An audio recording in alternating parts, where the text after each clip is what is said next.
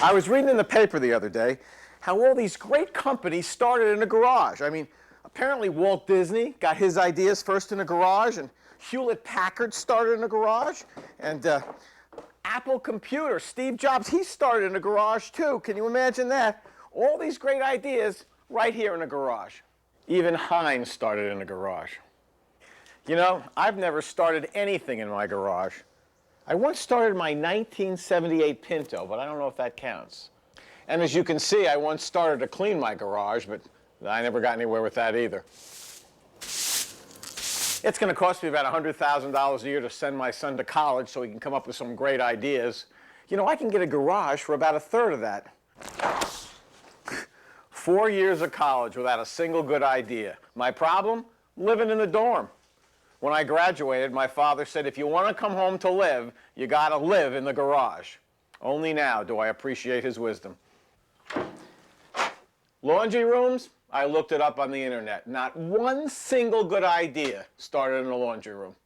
How about the back porch? Zippo.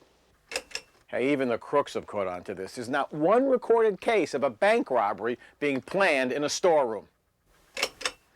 How about spare bedrooms? Not a single great idea. So what is it about garages? Why is it that every great idea seems to have originated in, of all the rooms in the house, a garage? Interested in how many great ideas began in a garage? Well, you can check the internet and you'll find that the list is very long. But there's one invention, one great idea that you won't find on that list. Yeah, you're right. We're talking about the garage door remote. And rumor has it that this great idea started in a room just like this.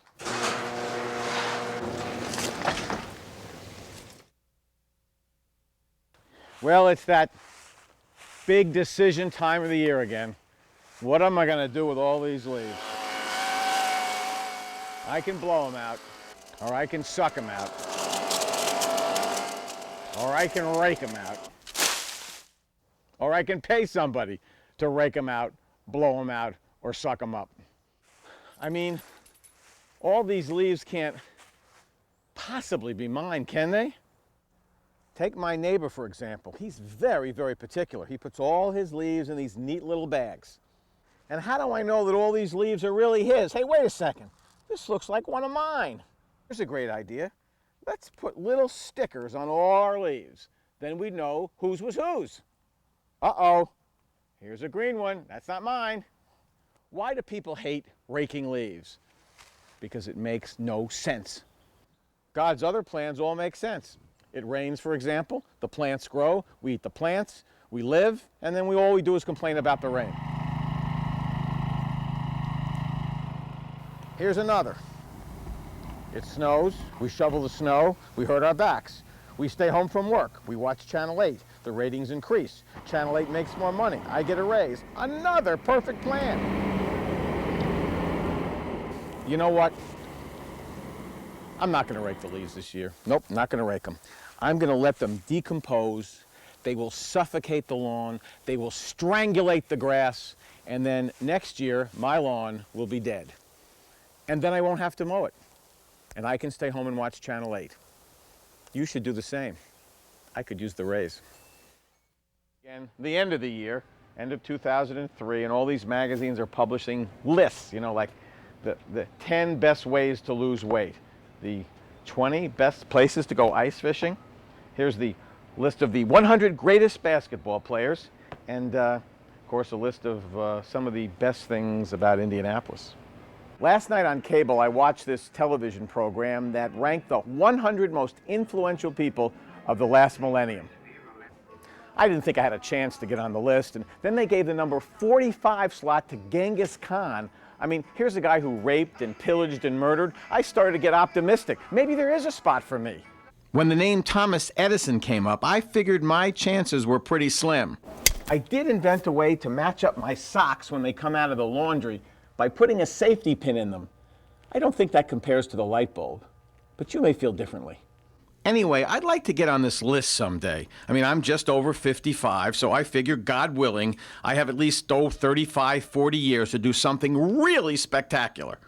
I'm starting to think it might be too late for me to do something really influential in science. I mean, it seems like all the great discoveries have already been made. The printing press, the telephone, the airplane. It just kills me to think about what I could have discovered if I hadn't been a baby boomer. Another big category in the list were explorers. Now listed in the top 100 were Marco Polo, Magellan, and Christopher Columbus. Timing, timing, timing. Timing is everything. Now, how can you expect people to aspire to exploratory greatness when everything has already been discovered? And this Marco Polo thing, I mean, discovering the Orient, how could you miss it? There were several artists on the list. There was Michelangelo, there was Rembrandt, and there was Da Vinci. But Picasso was on the list, and I have a real problem with that. I mean, all he did was rearrange people's faces. Of course, that's how Genghis Khan got on the list, too. Now, there were no people from television on the list, which is pretty discouraging, but there were a number of people from the entertainment industry in general. Steven Spielberg made the list. One of his great movies was about sharks.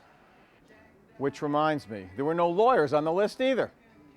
And the number one influential person of the last 1,000 years was Johann Gutenberg, who invented the printing press.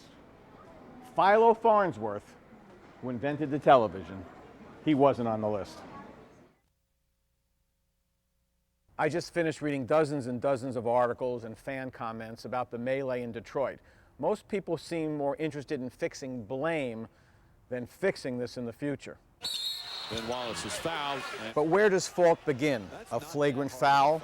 An unsportsmanlike response? Rude, uncontrollable fans? An equally inappropriate response by the athlete? There is subtlety in determining the initial instigator. Every fight is a series of heightened provocations where no one has the sense to end it.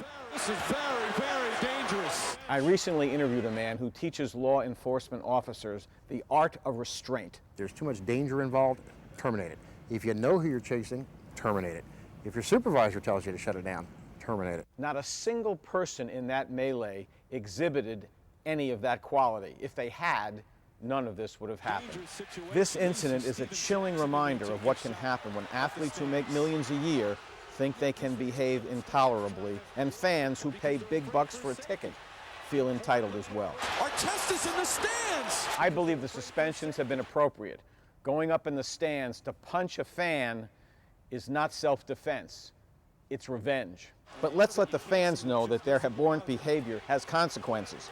Individuals will face criminal charges and loss of ticket privileges. But in addition, fans should know that their behavior affects the team. Objectionable fan behavior, as we saw last Friday night, should reduce the number of games played on the home court the following year. If you think people are overreacting to this, if you doubt for 1 second the negative impact that this will have on the sport of basketball, I ask you to think again. I'm Dick Wolfsie for Daybreak.